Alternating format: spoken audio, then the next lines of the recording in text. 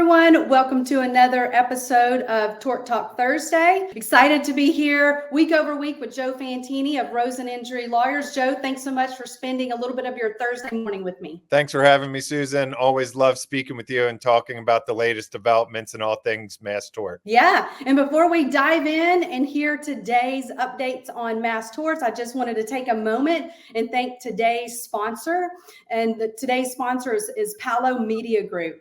And PALO truly understands what makes a firm thrive because they've experienced it firsthand. And really what I appreciate about PALO is that they understand that case acquisition is just one aspect of the process. And they recognize the significance of quality intake and the ongoing case management and achieving compensable cases. So if you want to learn more about PALO, I encourage you to click the link in the description. So Joe, I know we've got a handful of topics to discuss today. Why don't we start out and give us a little bit of update on what's happening with Zantac? Zantac litigation continues to go forward. We have right now 2 trials going on simultaneously in Illinois State Court. It looks like we might get a verdict before the end of the month in both of them, but we're feeling pretty optimistic. Previously, there was a defense verdict in the one case to go to verdict in Illinois. Then the defendants have been settling pretty much every other case. We feel good about both of those cases. In Delaware, where we got the positive ruling on the experts, we're moving forward now into the bellwether process. So the cases have been trimmed down to about 100 bellwether cases. We're going to start the process of working them up, going forward with deposition, submitting additional information. We're also really getting the list together of the claims, so getting the proof of use. So it looks like that litigation's moving forward. Expect to have some good developments sometime next year in 2025. Yeah, that's great news for Zantac. What have you heard on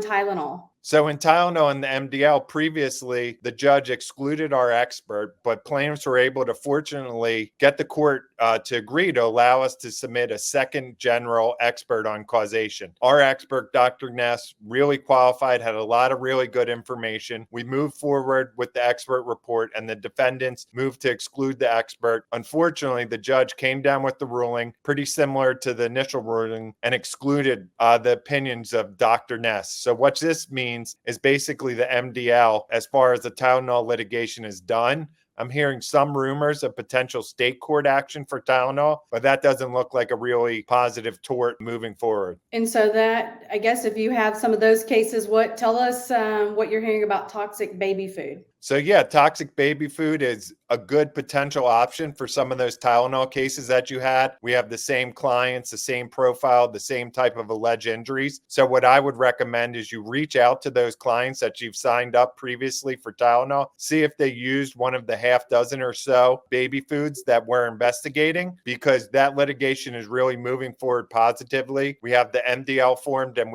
plaintiffs just filed the master long form complaint. Expect some motion practice here through the rest of the year, but we feel pretty good that's going to survive and that litigation is going to move forward. So that's an avenue for all your unsuccessful Tylenol cases. Yeah, that is good.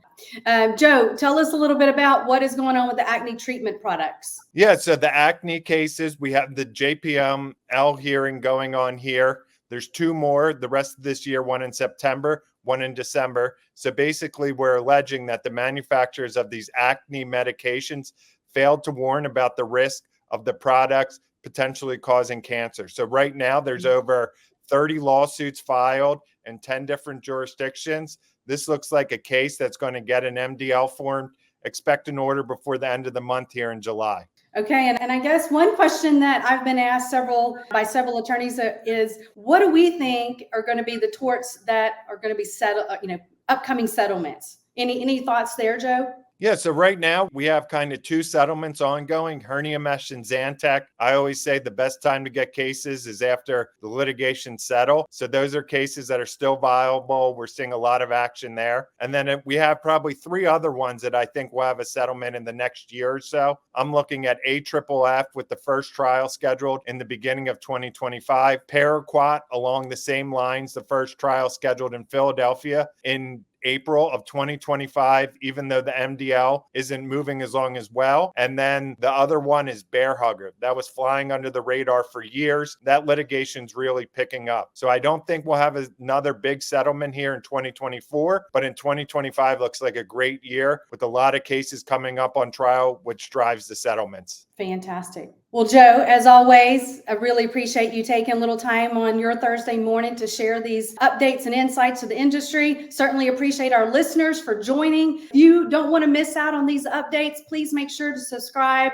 to our Tort Talk Thursdays week over week. And Joe and our listeners, we hope you have a fantastic rest of your week. Thanks for having me.